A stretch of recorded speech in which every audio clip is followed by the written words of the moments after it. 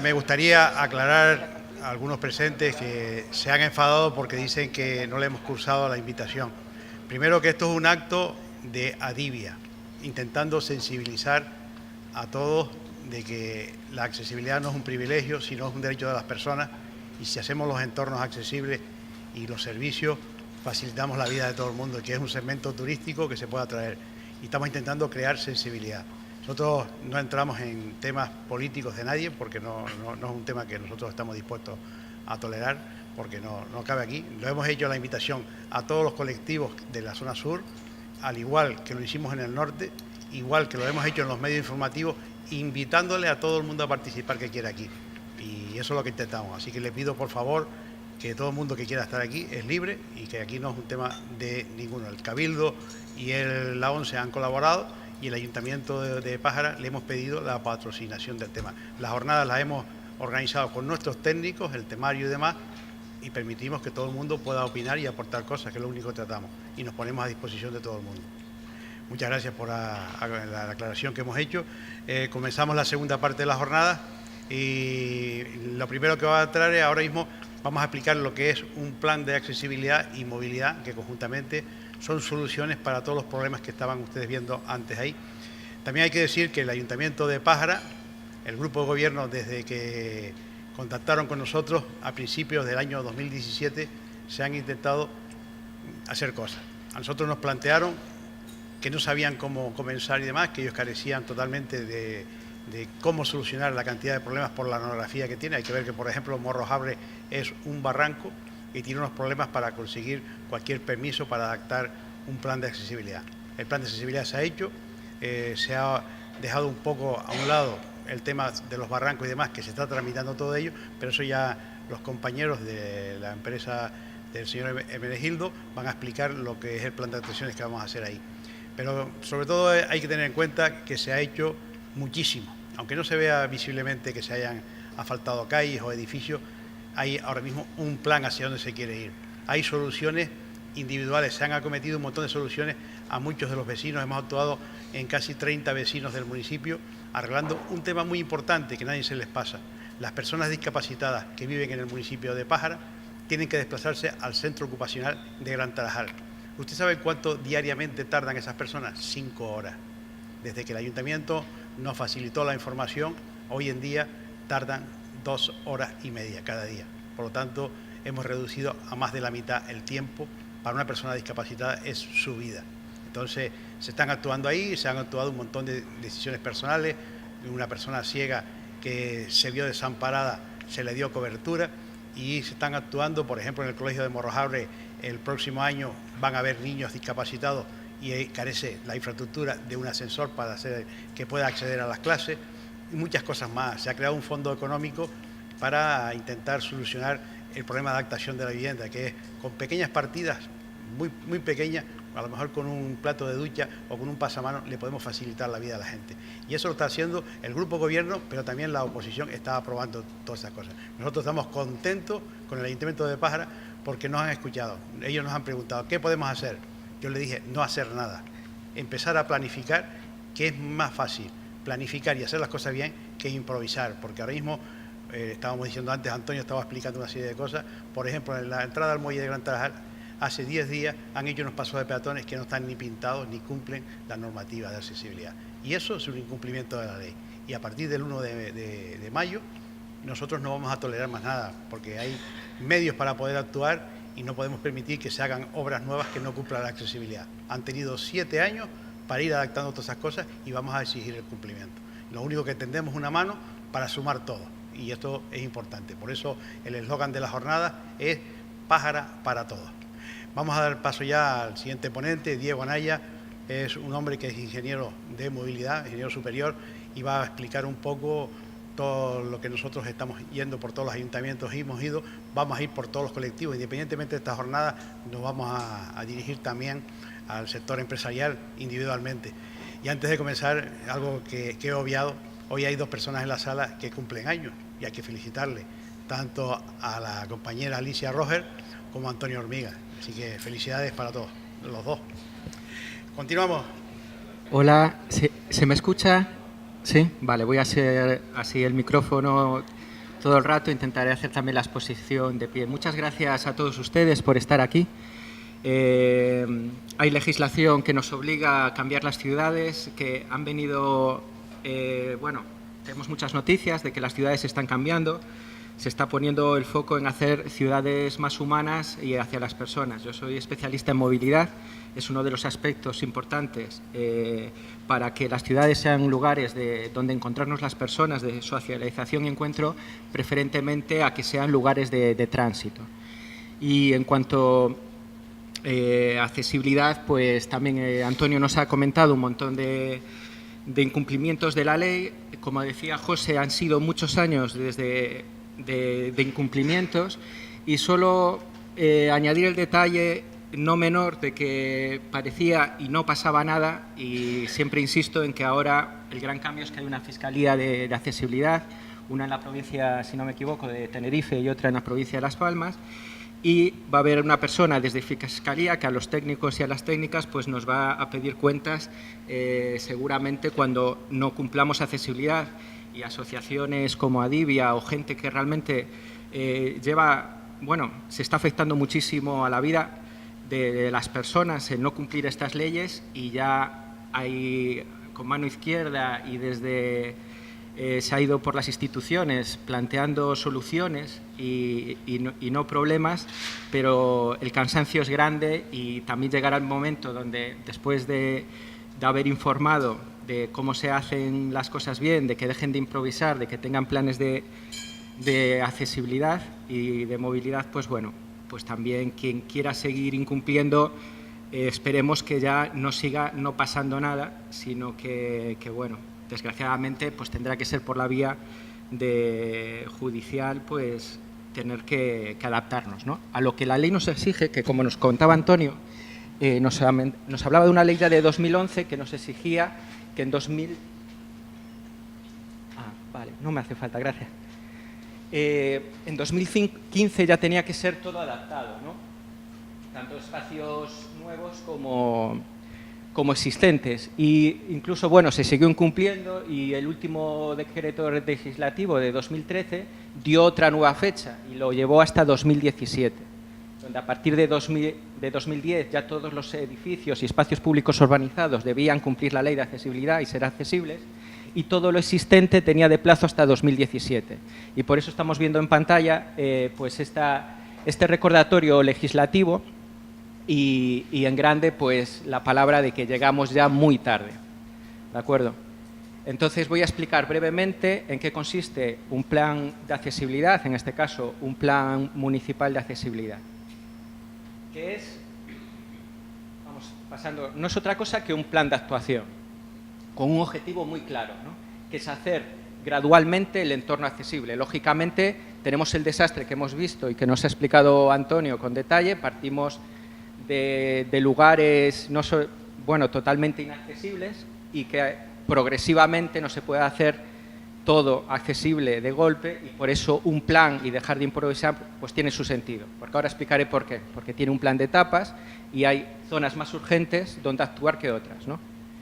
Y que con un objetivo muy claro, y este sí que lo ha recalcado Antonio, saliéndose, realmente todas las personas aspiramos a ser personas mayores, ¿no?, y con la mayor salud posible, pero todos y todas somos aspirantes de tener algún tipo de movilidad reducida y hacer una ciudad para todos inclusiva. No hace falta ser de ningún colectivo o tener reconocida una discapacidad o algún tipo de merma física, para hacer accesible gradualmente. Y si le das atrás, lo que es muy importante en la frase anterior es que el concepto es que todas las personas puedan utilizar el espacio público común, tanto como la edificación pública y privada, de forma libre y autónoma. ¿Vale? Este es un concepto fundamental, de tal forma, sí, pasamos, que aquí, por ilustrar, volviendo a, como decía Antonio, más allá del palo blanco, del bastón o de la silla de ruedas, aquí vemos una representación de lo que es la persona más alta del mundo con la más bajita del mundo. Hacer el entorno accesible, y para que estas personas puedan usar el entorno público, es para que todas las personas podamos usar ese entorno con ese objetivo, ¿no? ¿Qué hace un plan de accesibilidad?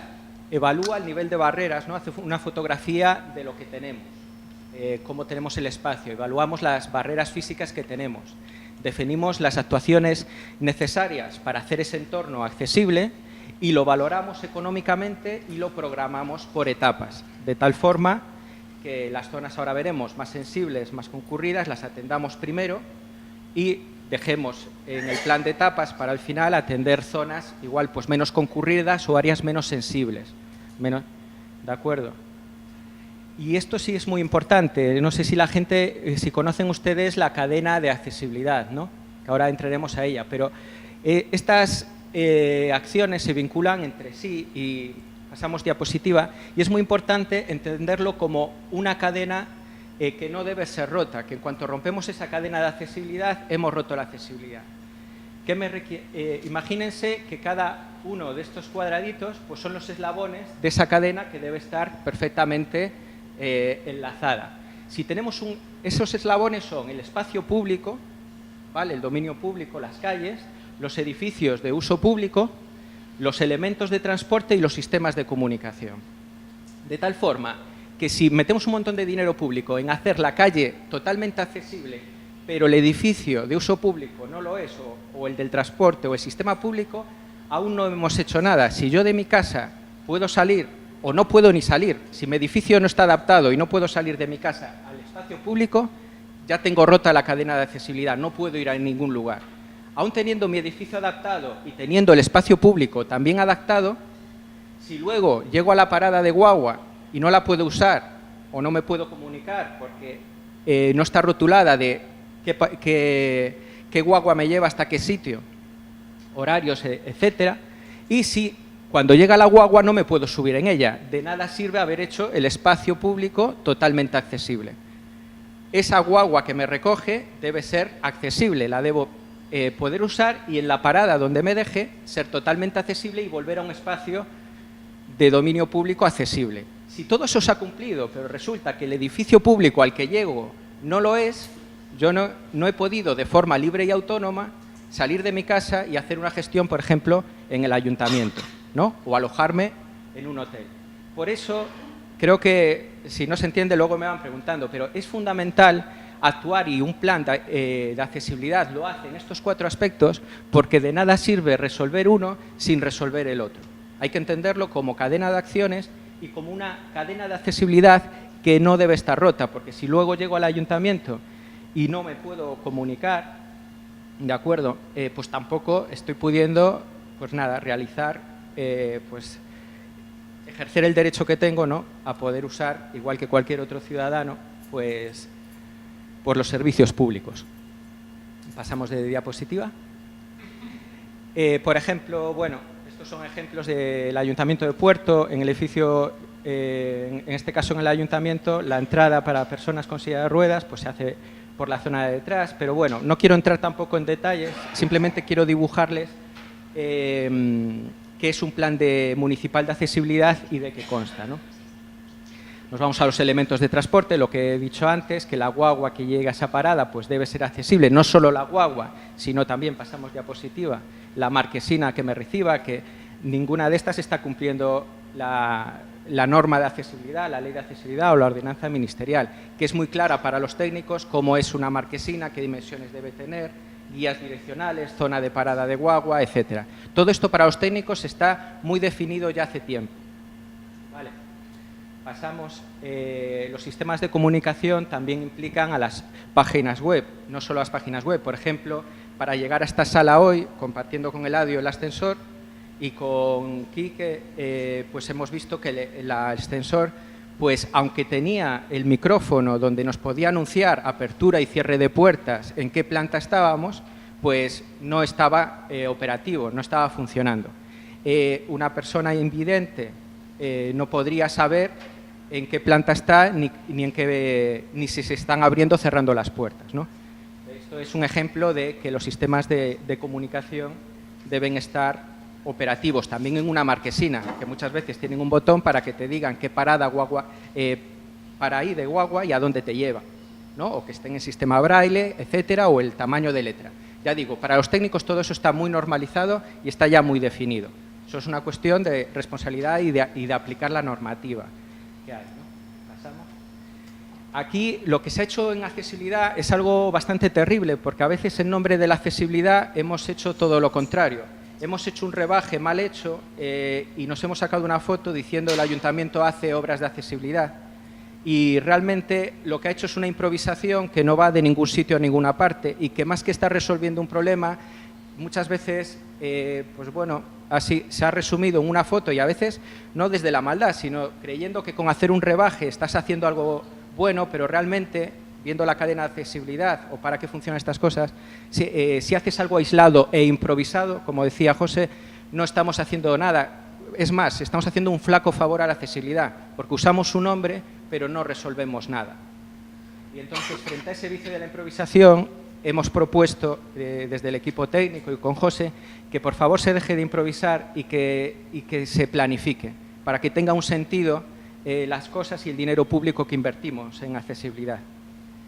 ¿Pasamos? Bueno, esto, claro, es un trabajo ingente, hay que hacerlo por etapas, pero hay que ir a todas las calles, plazas, parques, barrios, etcétera, espacios públicos en definitiva, a todos esos que los elementos urbanos cumplan, los vados, cada vez que hay un rebaje suelen estar muy mal hechos. Aquí ven un ejemplo de que la normativa es muy clara de cómo técnicamente se solucionan todos estos problemas, ¿no? Y aquí tenemos fotografías de la realidad, que muchas veces se entienden mal las soluciones, porque una acera no es solo para cruzar siempre, sino que mi itinerario puede estar en el otro lugar. No sé si se aprecia la fotografía, pero aquí de repente yo voy en una acera prácticamente horizontal y me encuentro, bueno, una rampa que no cumple para nada. Aquí la pretensión de cumplimiento es que, como había explicado Antonio, una persona invidente puede irse guiando por la fachada, que es el derecho que tiene, y cuando toca la guía direccional le invita a cruzar, pero por ejemplo una persona en silla de ruedas que quiera seguir recto, ahí corre un riesgo grave de que puede volcar la silla de ruedas, por ejemplo. De hecho, la ley es clara, hay que dejar una zona perfectamente horizontal para quien quiera cruzar, que lo haga a través de una rampa, como mucho con un 8% de pendiente, pero quien quiera seguir transitando en la acera hacia otro lugar pueda hacerlo sin poner en riesgo su integridad física, por ejemplo. Entonces, y bueno, además de otros muchos elementos, ¿no? Y muchas veces es absurdo porque tenemos en la zona de aparcamiento un montón de asfalto donde podemos actuar con una rampa muy suave, porque el carril de circulación no es este que están viendo aquí, sería el de la línea blanca continua hacia allá. Muchas veces tenemos más de 2 metros de aparcamiento como para actuar en una rampa suave y dejar la acera intacta, y no se hace. Es solo un ejemplo. Hay muchos ejemplos de cumplir y cumplir bien, y no solo por cumplir, sino por hacer la vida de la gente pues más segura, ¿no? y más digna. Pasamos diapositiva. Aquí ven un ejemplo de lo que les explicaba. Aquí, por ejemplo, es que hubo una parte de la ley donde cuando empezaba la rampa no obligaba a que la direccional continuara. Ahora sí que ya obliga. Y por eso ustedes ven que aquí le falta un cachito, ¿vale?, de direccional, que debería llegar hasta la señalización de puntos que nos indica el cruce peatonal. Pero esto es un ejemplo de que ya está algo mejor hecho. La acera sigue horizontal, las personas que no quieran cruzar podrían seguir por la acera con normalidad, y quien quiera cruzar sí tiene una rampa suave que a través de la guía direccional les invita, ¿no? Hay cosas. Y tenemos que ir más hacia este tipo de soluciones que hacia soluciones que, más que estarnos solucionando nada, nos están dando un problema. El mobiliario urbano, también hay mucho mobiliario que ya nos dice la ley que no cumple, debemos evitar, por el tema de bastón, lo que explicaba antes Antonio de las bolas y la altura de los volardos, o las papeleras con las patas, ¿no?, que una persona, por ejemplo, con bastón, ahí trabaría su marcha, ¿no? Y bueno, ahí no les quiero aburrir, hay un montón de normativa donde a los técnicos nos indica qué cosas cumplen la ley y qué elementos no. Hay que ya dejar de utilizar los elementos que no cumplen la ley y ir retirando, en la medida que se pueda, todos los que la incumplan y que ya están en el espacio existente. Bueno, aquí ven un ejemplo de lo que les contaba. Cuando hay una marquesina de transporte público, no solo todas las personas de la acera van a usar el transporte público. Quien no use el transporte público debe de tener aquí un ancho mínimo, según la orden ministerial nueva, de 1,80 m. Esto debería ser un itinerario peatonal accesible, donde marca unos mínimos de ancho de tránsito y luego también nos indica muy claramente cómo se debe resolver. Esta es la guía direccional que hemos visto de pavimento, la línea de detención donde aquí pararía la guagua y donde, bueno, la zona de desembarque. Debe haber sitio para que una persona en silla de ruedas espere en la marquesina, asiento isquiático, un asiento bueno, de varios tipos, la marquesina, la información, etcétera. No les quiero aburrir con aspectos técnicos que están muy claros en la ley, que cuando hacemos esto cumplimos y cuando no, pues no lo estamos haciendo bien. Pasamos. Los pavimentos, ha hablado Antonio de ello, esto de poder detectar esas guías. Hay muchos ayuntamientos que tienen un mapa de pavimentos que dan más problemas que soluciones, ¿no? Y esto también tiene sentido, pues darle una vuelta y tener un patrón de pavimentos que cumplan con accesibilidad y que no sea una locura de pavimentos un municipio, que tenga ahí un sentido, ¿no? El concepto de itinerario peatonal accesible es un concepto que trae bueno, no es nada nueva. La ordenanza ministerial es del año 2010, ya vamos para 9 años. Y para que ustedes puedan visualizarlo, imagínense un túnel de 1,80 m de ancho, mínimo, eso o más, y de 2,20 m de alto. Dentro de ese túnel hipotético de 1,80 m mínimo y 2,20 m de altura mínimo, no puede haber nada, debe ser totalmente libre, ningún vuelo con el que te puedas chocar, ¿de acuerdo? Ninguna papelera, etcétera. Es un espacio de tránsito libre mínimo, que la antigua ley canaria marcaba 1,40 m, la ordenanza ministerial de 2010 marca 1,80 m mínimo, que también quiero aquí reivindicar que muchos técnicos, a mí me da mucha pena porque de cara a las personas hemos ido con los mínimos, con el metro. Hay aceras que no cumplen, muchísimas, pero cuando cumplen, a veces cumplen por el mínimo. Voy con el metro y mide 1,40 exacto, más los 10 centímetros tal, 1,50. Y luego cruzas un carril para coches que tiene 5 metros de ancho, cuando no hay ningún vehículo en este país que pueda medir más de 2,60 metros. Con un carril de 3 metros funciona perfectamente hasta en las carreteras interurbanas donde van los trailers que salen de los puertos, circulan en carriles de 3 metros. Pues en las ciudades tenemos a veces carriles para vehículos de 5 metros de ancho y con aceras o que no cumplen o que cumplen ridículamente. Yo ahí propongo aplicar la inversa, hacer el carril justo para el vehículo, con 3 metros va bien, tampoco estás... Y todo lo que sobre, pues para la acera, para las personas, para que se dé otro tipo de espacio ahí y dejar de cumplir los mínimos, sino el mínimo está ahí, pero mejor si nos vamos un poquito más allá del mínimo o un mucho más, ¿no?, del mínimo. Pasamos a... Bueno, ¿y qué hace un IPA, un itinerario peatonal accesible? Pues garantizaría en ese túnel que les he dibujado pues un itinerario no discriminatorio, de circulación libre y autónoma para todas las personas, ¿de acuerdo? Pasamos a diapositiva. Vale, volvemos a pasar porque así les explico. Estos serían IPAs dentro de una ciudad, ¿vale? Pero les voy a explicar, porque tenemos el espacio urbano, pasamos diapositiva, les voy a explicar el del transporte. No, atrás, a ver, ahí. Esta línea blanca que ven en la diapositiva continua simboliza un poco el trayecto, el itinerario de una guagua. Y cada cruz, rombo que van viendo simboliza una parada que hace un plan municipal de accesibilidad.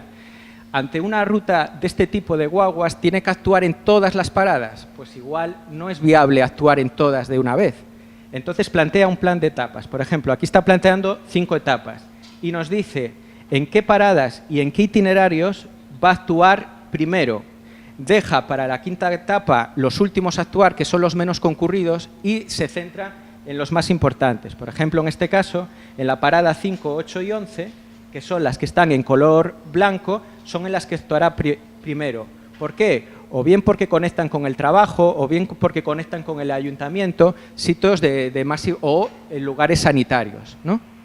Y son prioritarias porque concurre un mayor número de personas y sobre todo personas que igual tienen un grado, bueno, donde concurre un mayor número de personas siempre atiendes mucho más y mucho mejor. Y dejan para el final, pues seguramente, paradas donde apenas se sube nadie porque son paradas más de barrio y que dan acceso a menos personas. No es que sean menos importantes, pero hay que plantear un plan de etapas y de prioridades para saber por dónde empezar y tener por lo menos un plan y dejar de improvisar, como planteábamos antes. Y esto no es otra cosa que un plan municipal. Por lo menos tendríamos ordenado no solo el plan de etapas, sino también, muy importante, cuánto dinero cuesta cada etapa, de tal forma que el ayuntamiento tenga un recurso para actuar en la etapa 1 con un montante de dinero determinado.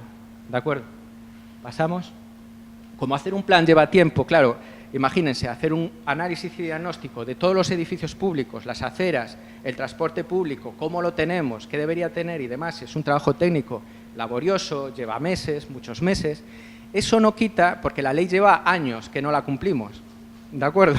Y eso no quita para cumplir la ley en cualquier obra nueva que se haga, y nosotros, además de plantearles a los municipios que hicieran un plan municipal de accesibilidad, hiciesen, mientras tanto, un plan de actuaciones sensibles, ¿vale?, que de acupuntura urbana las hemos llamado, pero básicamente es centrarnos en áreas más sensibles, como por ejemplo, pasamos, los centros médicos, centros de mayores, colegios, etcétera, y actuarlos con itinerarios peatonales accesibles, ¿vale?